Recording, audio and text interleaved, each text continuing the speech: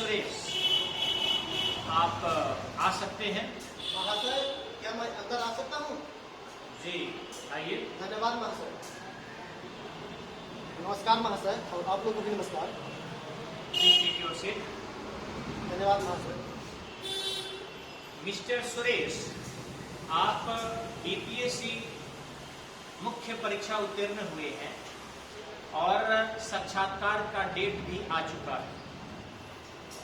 आप इसके लिए अपने मानसिक स्तर को किस तरीके से तैयार किए हैं?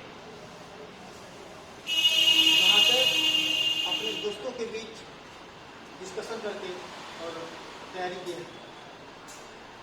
जी, ये बताएंगे आप कि एसडीएम ही क्यों?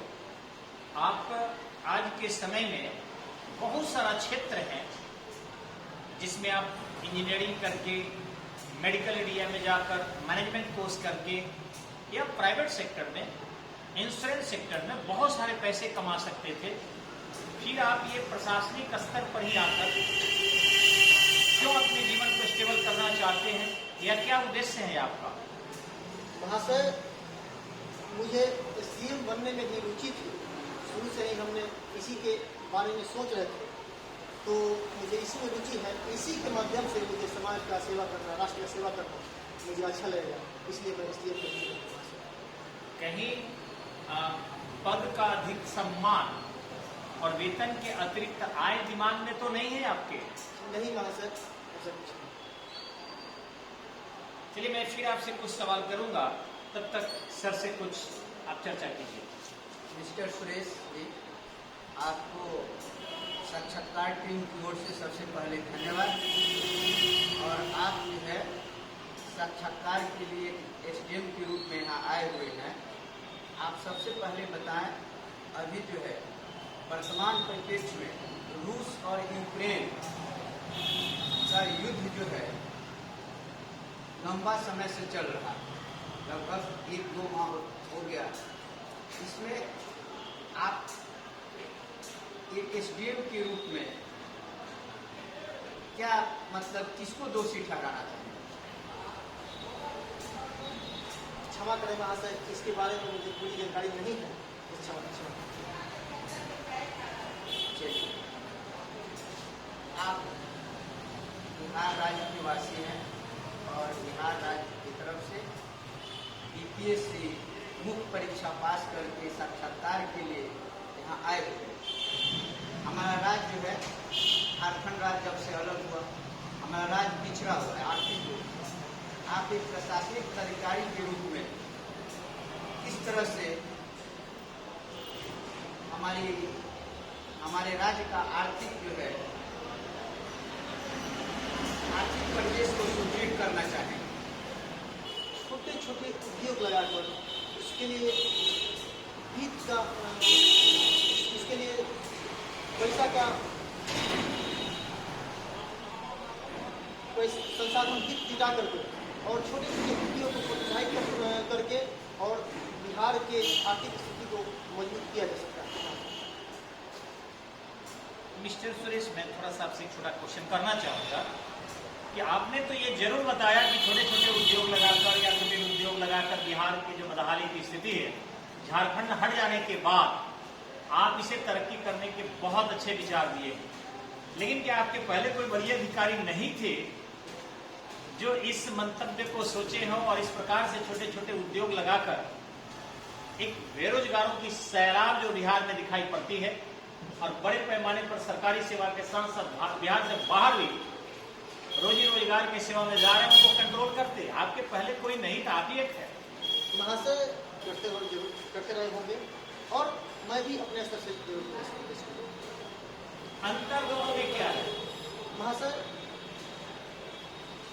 क्षमा करें महाशय, इसके बारे में उत्तर नहीं जी, अगर आप एक प्रशासनिक अधिकारी के रूप में जो काम करते हैं और तत्क्षण हमारे यहाँ कोई आपदा संबंधित बहुत बड़ी आपदा घटना घट जाती है, उसमें आपकी क्या सहयोग? जनता को जागरूक करूंगा। उसके लिए आजकल अखबार के माध्यम से, न्यूज़ पेपर के माध्यम से या मोबाइल के माध्यम से, दूरसंचार के माध्यम से हर स्तर से जनता को नहीं अलर्ट कर दूंगा कि भाई यहाँ आपदा आने वाली है, आप लोग अलर्ट रहें। और सरकारी स्तर पर मैं प्रयास करूँगा तुरंत जल्दी से जल्दी और यहाँ सुविधा पहुँचाने के लिए।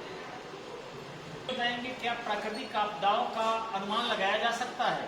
जी महाशय, कैसे, किस तरीके से? जैसे वज्र प्रहार है, वो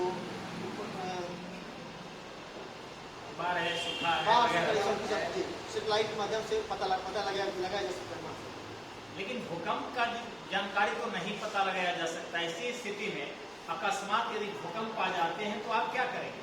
प्रभावित क्षेत्र में तुरंत वहाँ राहत कार्य तुरंत कराऊंगा वहाँ जाकर। बेहतरीन जवाब। सर, आप कुछ जानना चाहेंगे? सुरेश जी, अभी मैं आपसे जानना चाहूँगा कि आप एसडीएम के रूप में इंटरव्यू देने के लिए आए हैं, स्वास्थ्य और शिक्षा के क्षेत्र में आप कैसे काम करेंगे?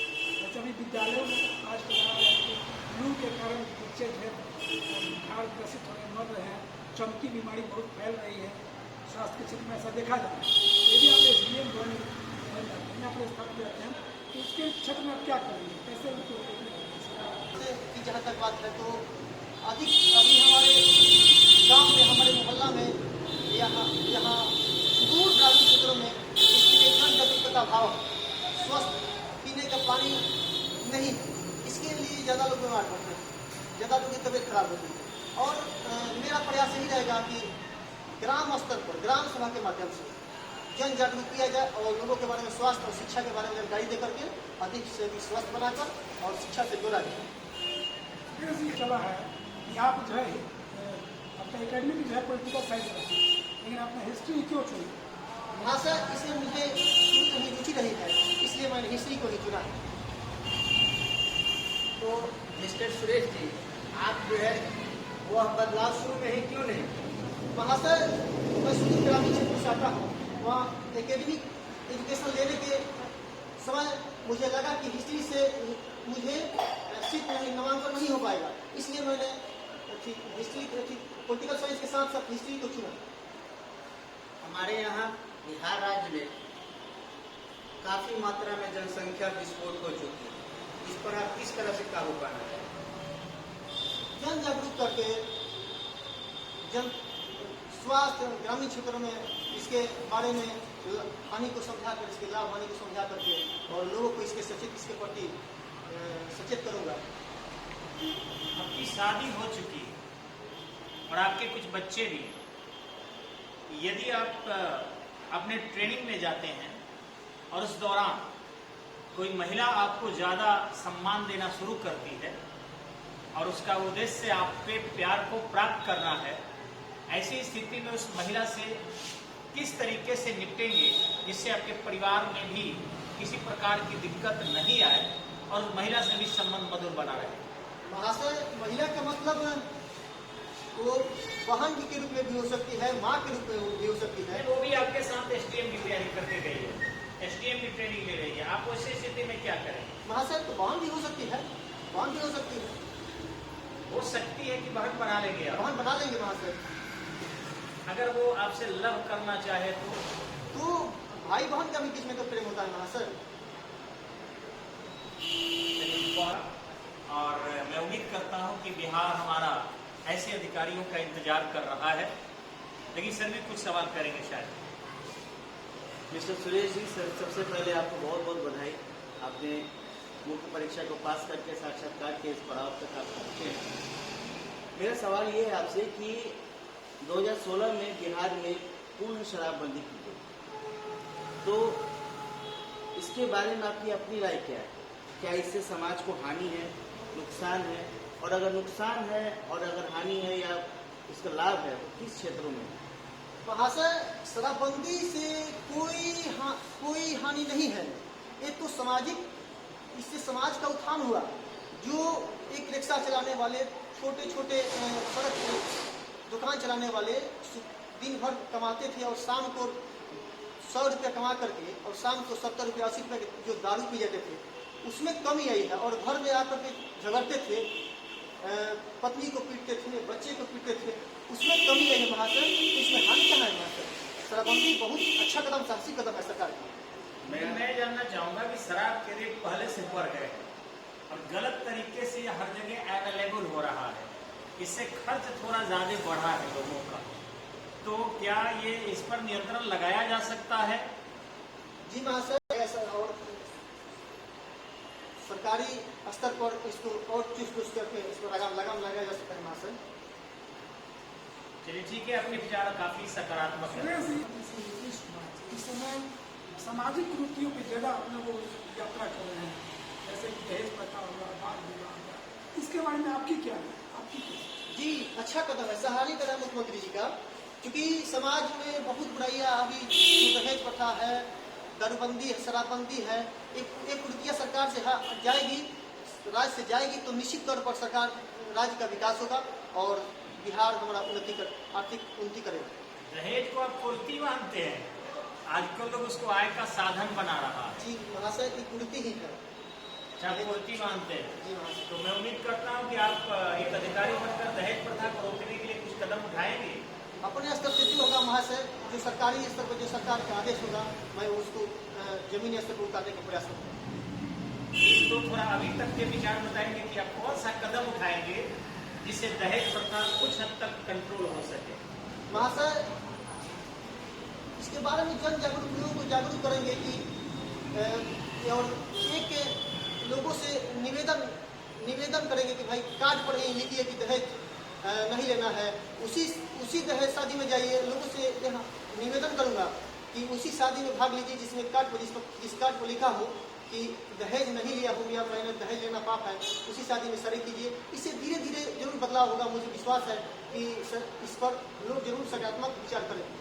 जन जागरूकता से इसे रोका जा सकता है। जी महाशय। लेकिन एक मेरा विचार है, इससे कितना आप सहमत है कि जो हमारी महिलाएं हैं ये पूरी तरह यदि आत्मनिर्भर हो जाए और इनको अच्छी शिक्षा दी जाए तो फिर मुझे लगता है कि पुरुष सदस्य स्वयं ही विवाह के लिए ऑफर देंगे और दे भी रहे। अगर महिला बहुत अच्छा कर रही है, मेरे देखने में बहुत से लोग महिला एसडीएम बनी, बीपीएससी में निकाली या फिर इनकम टैक्स अधिकारी बनी, तो उन महिलाओं को मैंने सुना कि उनके जो शादी तय हुए वो उल्टे लड़के वाले ही दहेज के खर्च संभाल रहे हैं। अगर सारी महिलाएं ऐसी तरक्की कर जाए तो शायद दहेज प्रथा जल्द से जल्द रुक सकती है। इसमें आपका क्या विचार है? जी महाशय, आपका विचार बिल्कुल सही सत्य है, क्योंकि महिला अपने पैर पर खड़ा हो जाएगी, महिला बिहार के विकास में अपने भागीदारी सुनिश्चित करेगी, तो निश्चित तौर पर इसे खत्म किया जा सकता है। और मैं भी प्रयास करूंगा एसडीएम बन करके इस आपके विचार को लागू करें, अप्लाई करें समाज के। माननीय मुख्यमंत्री नीतीश कुमार जी के द्वारा महिला सशक्तिकरण का कार्यक्रम विगत 7-8 सालों से चल रहा है। आप एक प्रशासनिक अधिकारी के रूप में और महिला सशक्तिकरण को ठोस बनाने में अपना कौन सा पहल अपनाना चाहेंगे? महाशय, मैं मुख्यमंत्री जी के सानिध्य में बिहार में पंचायती राज में 50% महिलाओं का आरक्षण दिया गया। सरकारी नौकरी में, बिहार के सरकारी नौकरी में 50% आरक्षण दिया गया और इससे महिलाएं जो है कहीं ना कहीं, जैसे मुखिया, जिला पार्षद, विधायक पहले से ज़्यादा आत्मनिर्भर बनी है और ज़्यादा इसको आत्मनिर्भर बनाने पर साकार हो सकता है। अभी भी हमारे समाज में, हमारे राज्य में बहुत ऐसे ग्रामीण क्षेत्रों में, सुदूर क्षेत्रों में आज भी महिलाएं जो हैं शिक्षा ग्रहण नहीं कर पा रही है। 6 से 14 या जो भी पढ़ने की उम्र है वो आज भी शिक्षा से वंचित है। उसमें एक प्रशासनिक अधिकारी के रूप में आपकी क्या पहल होनी चाहिए, क्या पहल करें? महाशय, समाज में धीरे धीरे समाज बदल रहा है, उसी पल में उसको और गति देने का प्रयास करूंगा, जिससे अधिक से बहुत तेज गति से महिला शिक्षा से जुड़े, महिला स्वास्थ्य से जुड़े, इसके लिए महाशय काम करूँगा।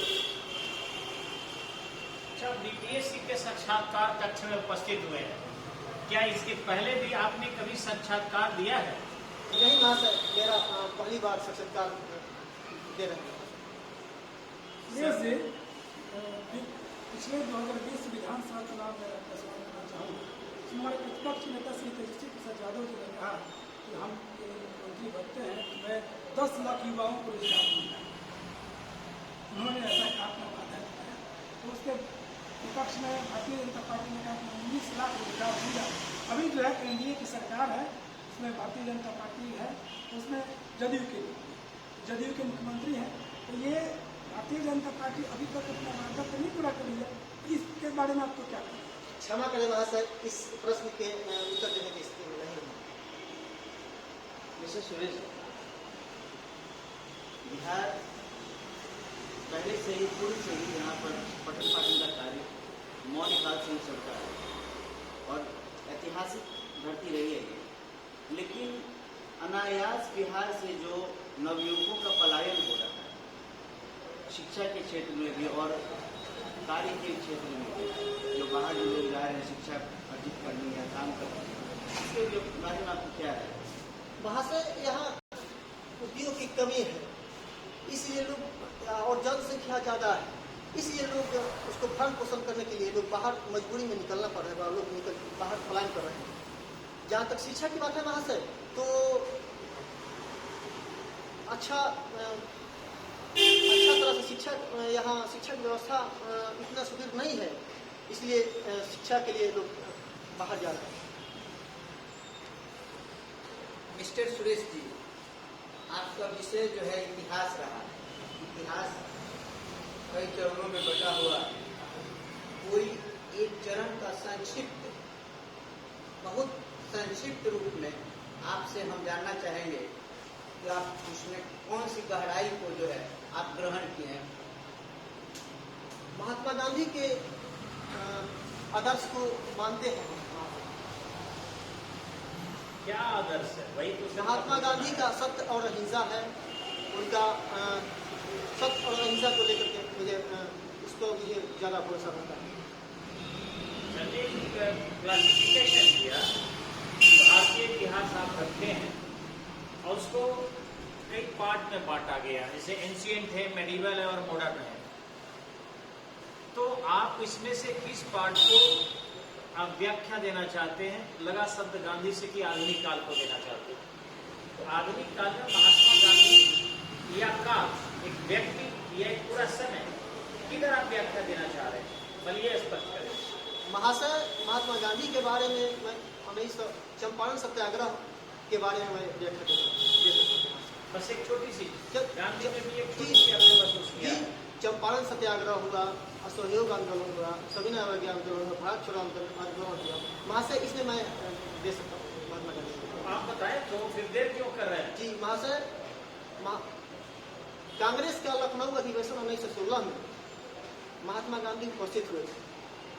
चंपारण की राजकुमार शुक्ला द्वारा चंपारण में 3 कठिया जो पत्ती थी उसके बारे में महात्मा गांधी को जानकारी दी। महात्मा गांधी जी द्वारा खेड़ा आंदोलन क्या हुआ? महाशय 1918। अच्छा, ये बताएंगे कि उन्होंने सविनय अवज्ञा आंदोलन कब किया? महाशय 1920 से शुरू हुआ। अच्छा, ये बताएंगे सविनय अवज्ञा आंदोलन और असहयोग को समझ पा रहे हैं आप? जी महाशय, सविनय अवज्ञा आंदोलन 30 से 32 तक चला और पुनः 32 से 34 तक चला। तो फिर आपने सविनय अवज्ञा आंदोलन 20 कैसे बोला? क्षमा करें महाशय। भारत छोड़ो आंदोलन की आवश्यकता क्या थी? भारत छोड़ो आंदोलन की आवश्यकता, क्षमा करें महाशय, मुझे गांधी जी ने क्यों कहा कि कांग्रेस से भी एक बड़ी पार्टी हम भारत के बालू की भीड़ से खड़ा कर देंगे? क्योंकि गांधी जी के विचार को कांग्रेस इग्नोर कर रही थी, इसलिए महाशय। गांधी जी कांग्रेस के अध्यक्ष कब बने? 1924 बेलगांव कहाँ बने थे? बेलगांव कर्नाटक। ये बताएंगे कि गांधी जी के जस्ट बाद कांग्रेस के अध्यक्ष कौन बना? सरोजिनी नायडू बनी। सरोजिनी नायडू बनी थी। अच्छा, ये बताएं कि गांधी जी के पर्सनल असिस्टेंट कौन थे? जमनालाल बजाज। पर्सनल असिस्टेंट महादेव देसाई कौन थे? गांधी जी के बारे में आप जान रहे हैं, आप बीपीएससी मेन निकाले हुए हैं और आपने चयन किया है और आप कुछ के कुछ बोले जा रहे हैं। आगे आप बताएंगे महात्मा गांधी के 5वें औरस पुत्र कौन थे? जमनालाल बजाज। गांधी जी के कुल पुत्रों की संख्या कितनी थी? 4। ये बताएंगे कि गांधी जी की हत्या नाथूराम गोडसे ने कहाँ किया था? दिल्ली में महाशय। दिल्ली में कहाँ? बिरला आश्रम। बिरला आश्रम की बिरला मंदिर? बिरला मंदिर के पास महाशय। ये बताएंगे नाथूराम गोडसे सही कि गांधी सही? क्षमा करें महाशय, इस प्रश्न के बाद मैं उत्तर देने में असमर्थ हूं। मिस्टर सुरेश जी, अभी हमारा राज्य जो है 23 अप्रैल के दिन वीर कुंवर सिंह जयंती जो है इसी आरा सारण जिले के बगल हमारे सीमा क्षेत्र में है। बहुत ही भोजपुर में बहुत ही बड़े धूमधाम से बाबू वीर कुंवर सिंह की जयंती एक विजय उत्सव के रूप में मनाई गई। तो आप विजय उत्सव से क्या संबंध रखते हैं, क्या जानते हैं उससे, आपकी क्या राय हुआ, क्या जो हम लोगों को या हमारे सरकार को, केंद्र सरकार को, राज्य सरकार को बतानी पड़े? महाशय, उस दिन 1857 की क्रांति के समय अंग्रेजों पर विजय प्राप्त किए थे महाशय, वही उसी के उपलक्ष्य में विजय उत्सव मनाया जाता है। वीर कुंवर सिंह को गोली किसने मारी थी? क्षमा करें महाशय, मुझे थोड़ी भूल सी हो रही है, इसलिए इस प्रश्न के उत्तर देने में असमर्थ हूं। टेलर का नाम आपने सुना है? जी महाशय। किस बाह में उनको गोली लगी थी? बाएं हाथ में महाशय। कहीं कहीं दाएं हाथ में भी इसकी चर्चा आती है, आपका स्पष्ट है? हो सकता है महाशय। नहीं, बाएं हाथ ही सही है, लेकिन कहीं कहीं गलती से लोग दाएं हाथ में नहीं देता है। चलिए, आपका आत्मविश्वास इतना मजबूत रहा और हम लोगों को अच्छा लगा कि आपने अच्छा अपना विचार दिया है। तो मैं इतना कहूंगा आप लोगों से, जो हमारे लाइव देख रहे हैं या फिर यूट्यूब पर चैनल पर जाएगा, कि सुरेश कुमार यादव पहली बार बीपीएससी के साक्षात्कार कक्ष में उपस्थित हुए और हमने जो मूल्यांकन इनका किया है हमारे सर के माध्यम से सब अपने विचार देंगे, जिससे आप लोग भी इसे सीखें। ये पहली इनकी इंटरव्यू थी और अकस्मात हमने इसका आयोजन किया है, इसलिए बहुत ज्यादा व्यवस्था नहीं कर पाए, छोटी सी लाइट की व्यवस्था है। हो सकता है कि आवाज आप लोगों तक स्पष्ट नहीं जा रही हो, लेकिन मैं लाउडली बोलकर थोड़ा सा आवाज आप लोगों तक भेजने का प्रयास कर रहा हूँ।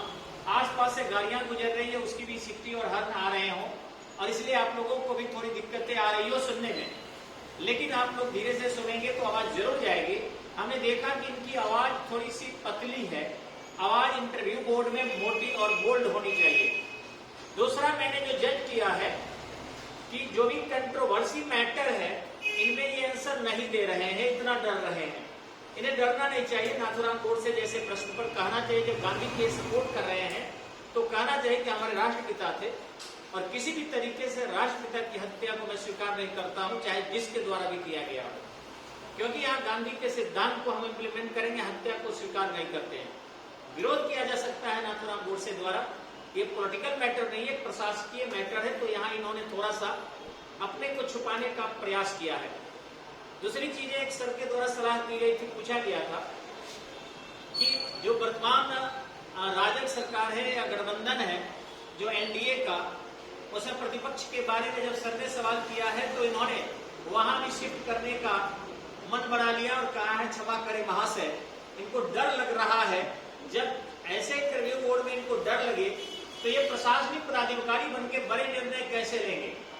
ये तो इस पार्टी से भी डरेंगे, इस पार्टी से भी डरेंगे, जबकि डिसीजन जो है प्रशासनिक पदाधिकारियों को लेना पड़ता है। तो इन्हें यहाँ कम से कम अवगत कराना होगा कि इनका मंतव्य क्या है और नहीं प्रश्न जानने वाले पर क्षमा मांगे, जानते हुए सिद्ध करना और कंप्रोमाइज करना एक प्रशासनिक पदाधिकारी के लिए अच्छी बात नहीं है। प्रशासनिक पदाधिकारी में तीक्ष्ण धार होनी चाहिए। नेक्स्ट चीज और कहना चाहेंगे कि आप आंखें अपनी थोड़ी छोटी खोल रहे हैं, थोड़ी बड़ी खोल के आप दिखाइए। अफसर आपको बताएंगे आप लोगों को किनके इंटरव्यू में इन्होंने क्या दिया, लेकिन कैमरामैन से थोड़ा चाहूंगा कि आप करीब आ जाते सर के और यहाँ से सर के लेते कि सर का स्टेटमेंट क्या है और सर की सोच क्या है। एकदम करीब आ जाइए जिससे आवाज जाए। मिस्टर सुरेश जी के साक्षात्कार से हम लोग बिल्कुल तो नहीं, लेकिन सामान्य रूप से संतुष्ट हैं और सर के जो बहुत सारे आप में जो छोटी छोटी कमियां हैं सर के मार्गदर्शन में आपको बताई गई और आपके अंदर जो एक प्रशासनिक पदाधिकारी के रूप में जो निर्णय लेने की क्षमता है उसको थोड़ा सा बोल्ड करना पड़ेगा और आपके अंदर जो झिझक है वो एक प्रशासनिक पदाधिकारी के रूप में एक झिझक नहीं होनी चाहिए, क्योंकि आपके ऊपर हमारे पूरे राज्य सरकार और पूरे राज्य के लोग जो है आप पर विश्वास करते हैं और आप एक विश्वास पात्र के रूप में, एक पदाधिकारी के रूप में कार्य करेंगे। ये सारे जो आपके अंदर जो भावना है उसको थोड़ा सा सुदृढ़ करना है और आपको मैं पुनः धन्यवाद देना चाहूँगा कि आप इस साक्षात्कार के माध्यम से आप साक्षात्कार के रूप में जब बीपीएससी कक्ष में जाएंगे तो निश्चित रूप से सफलता हासिल करेंगे। मैं इन्हीं चंद शब्दों के साथ मैं अपनी सवाल को पूर्ण करता हूँ। कैमरा अच्छा सवाल लाइए, सर का क्या मंतव्य है, क्या सोचे हैं? सुरेश जी, एकदम यहाँ लाइए, आवाज नहीं जाएगा। आपके साक्षात्कार से मैं सहमत हूँ।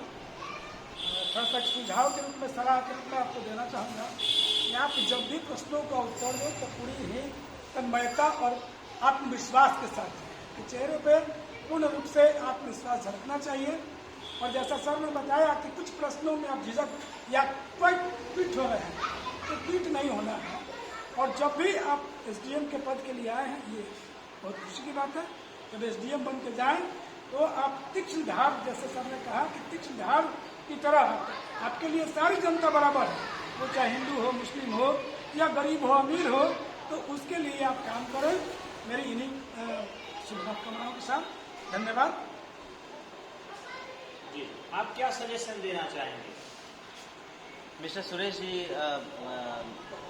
ये जो कमेटी है, ये पैनल जो है, इंटरव्यू पैनल, और इससे पूर्व जो सर लोगों ने अपनी राय दी, मैं उस राय से सहमत हूँ। और मैं भी यही कहना चाहूँगा कि आपके बोली में एक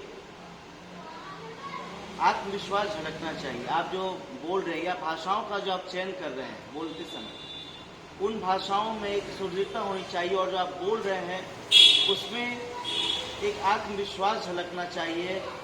और बोलते समय भी आप में ये होना चाहिए कि आप अपने सवाल और जवाब से आप खुद संतुष्ट हैं, तभी आप दूसरे को संतुष्ट कर सकेंगे। और बाकी आपकी बहुत अच्छा आपका रहा इंटरव्यू, धन्यवाद।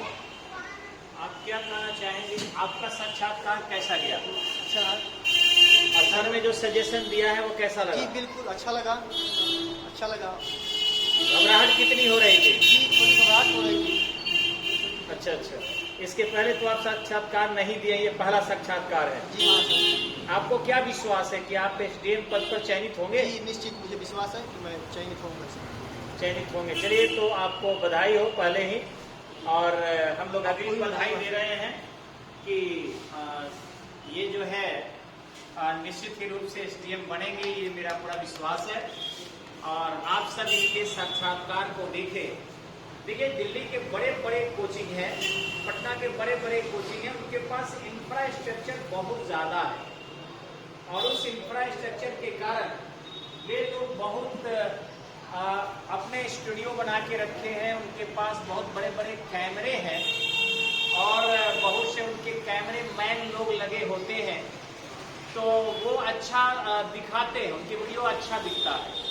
हम लोगों के पास साधारण एक कार्यालय है, साधारण लाइट की व्यवस्था है और साधारण जो है हल्ला गुल्ला वाला प्लेस है, तो निश्चित ही थोड़ा सा हमारा वीडियो अच्छा नहीं लग रहा होगा और बहुत अट्रैक्टिव नहीं होगा। लेकिन आप लोगों का सपोर्ट मिल रहा है, तो मैं चाहूंगा कि इस वीडियो को जो एक्चुअल अधिकारी बनाता है, स्टडी पॉइंट एक कृत्रिम और झूठा अधिकारी के लिए प्रयास नहीं करता, एक्चुअल अधिकारी के लिए प्रयास करता है। अपने बहुत से सीमित और छोटे संसाधनों में, छपरा जैसे एक साधारण से जिला में, तो मैं निवेदन करूंगा कि इस वीडियो को आप लोग ज्यादा से ज्यादा यूट्यूब पर देखिए। यूट्यूब पर इनके सर स्टडी पॉइंट डाला जाएगा और हमारे सर जो लोग जो बहुत अनुभवी हैं और इंटरव्यू को लिए आगे भी होगा। लेकिन आप सब जैसे सुजीत कुमार जी देख रहे हैं, बहुत अच्छा लग रहा है, आपको धन्यवाद। ठीक इसी ढंग से आपको अन्य लड़के जो हैं हमारे देख रहे हैं, अभिभावक देख रहे हैं और वसुराज अंकित जी आप भी देख रहे हैं, इस बार बीपीएससी आप भी सक्सेस हुई है। राजेश राज जी गरखा से देख रहे हैं, वसुराज जी देख रहे हैं आपको। इटावा जिला उत्तर प्रदेश से हम सेटिस्फाइड हैं गुरुदेव, धन्यवाद। तो हमारे संजीत जी हैं, ठीक इसी ढंग से सुजल सुप्रियो हैं, अमित कुमार कुमार है, आप सबको धन्यवाद। विशाल कुमार जी, आपको भी धन्यवाद। और आपसे मैं थोड़ा सा सॉरी भी बोलूँगा लाइव, अगर कुछ मेरे व्यवहार से त्रुटि हुई हो तो माफ़ कीजिएगा। प्रभात रंजन जी, आपको भी साधुवाद, नमस्कार। ममता कुमारी जी, नमस्कार। अनीश यादव जी, नमस्कार। प्रिंस आर राजपूत जी, आपको भी साधुवाद। और शैलजा यादव जी नमस्कार। अनिल सिंह जी, आप देख रहे इतने बड़े होकर, मुझे अच्छा लग रहा है सर, और नमस्कार। अंकुल सिंह जी नमस्कार। तो इस ढंग से हमारे गणेश श्रीवास्तव जी देख रहे हैं सर, नमस्कार। और बहुत अच्छा लग रहा है कि आप जैसे महान लोगों का अगर सहयोग मिल गया तो फिर हिम्मत बढ़ेगी। लेकिन आपका अपना स्टडी पॉइंट है और एक छपरा में हम लोग प्रयत्न कर रहे हैं। कुछ नहीं है हम लोगों के पास, थोड़ी ज्ञान और थोड़ी हिम्मत के अलावा बस सब कुछ आप लोगों का सहयोग है। और मैं चाहूँगा कि आप लोगों के सहयोग को दिल खोल कर, अनिल सिंह जी आपको भी नमस्कार और साधुवाद कि आप सब लोग स्नेह अपना बरसा रहे। आलोक कुमार जी और साथ ही श्वेता जी, तो आपको भी आशीर्वाद और स्नेहाशीष, बहुत अच्छा कीजिए। रविकांत कुमार जी सहयोग कर रहे हैं आप लोग। तो मैं वही कहूँगा, अभिषेक जदुवंशी जी नमस्कार, कि बहुत ही अच्छा सहयोग आप लोगों को मिल रहा है। लेकिन हाँ, पटना जैसा वायरल नहीं हो रहा है। हम देखें पटना के कंपटीशन तो नहीं करते खान सर से, लेकिन वो आज तक एक भी अधिकारी तो नहीं बना सके, लेकिन बहुत पैसे कमाते हैं और बहुत पॉपुलर है। तो हमारे छपरा में इतना जान क्यों नहीं कि आप लोग चाहिएगा तो मैं तो पठन पाठन में लगा हूँ और पॉपुलरिटी के लिए प्रयास कम कर रहा हूँ। अब जितना संसाधन है, फेसबुक है या यूट्यूब है, उसी से मेरी कोशिश है। आनंद जी धन्यवाद। हमारे आदित्य रंजन एलबी जी गरखा से, बहुत बढ़िया। और थोड़ा आप लोग सहयोग कीजिएगा तो हम लोग भी आगे बढ़ सकेंगे, लोग जान सकेगा। तो हम सर से थोड़ा परिचय लेंगे कि सर जो है अपना परिचय देंगे सर। मैं विजय कुमार, प्रखंड शिक्षक, उत्क्रमित मध्य विद्यालय जवाहरपुर 1 सदर छपरा, सारण जिला वासी हूँ। और सर से हम आपको बेहतरीन साक्षात्कार लिए, और हम लोग हर साल साक्षात्कार के आयोजन करते हैं। इस बार भी हमारे यहाँ से कई लोग साक्षात्कार की तैयारी कर रहे हैं। हम समय समय पर आपको जानकारी देंगे और उन लोगों के साक्षात्कार को यूट्यूब पर भी डालेंगे, लाइव पर भी डालेंगे, और ये लोग बनेगा ईश्वर की कृपा से और अपने मेहनत से। हम लोग तो सहयोग करते हैं। सर जी का परिचय और लेंगे जो सर लिए हैं इतना मेहनत करके। मेरा नाम संगीत शाह है, शिक्षक हूँ सदर में और ग्राम पंचायत शेरपुर का। धन्यवाद सर, आप लोग इतना बेसकीमती समय दिए। हाँ सर, आपका परिचय। नमस्कार, मैं कुमार कृषि गुरु, सहायक हूँ रामजयपाल कॉलेज छपरा में। सबने इतना बहुमूल्य समय सब लोगों ने दिया एक अपने छपरा के विद्यार्थी को एक प्रतिष्ठित पद पर पहुंचाने के लिए। और आप लोगों को भी कोई राय हो इस साक्षात्कार के बाद, यदि आप कुछ सुरेश जी में कुछ देखना चाहते हो तो कृपया मेरे मैसेंजर पर और इसी पर कमेंट करके आप मुझे राय देंगे। वीरेश जी देख रहे हैं, वीरेश जी आपको भी लगे कि आपके सुरेश भैया एसडीएम बने तो कुछ राय देना हो तो निश्चित ही आप राय दीजिए, और उस राय को हम लोग इनको जो है फॉलो करवाएंगे, जिससे ये बिहार में टॉप करें, नंबर 1 रैंक लाए। तो आप सबों को बहुत बहुत धन्यवाद और सुरेश जी को बधाई है, और उम्मीद ही नहीं पूरा विश्वास है कि सुरेश जी सफल होंगे। तब तक के लिए हम लोग चलते हैं आपके YouTube पर देखने के लिए। अभी से अपलोड किया जाएगा और आप उसे शेयर करें। धन्यवाद, नमस्कार।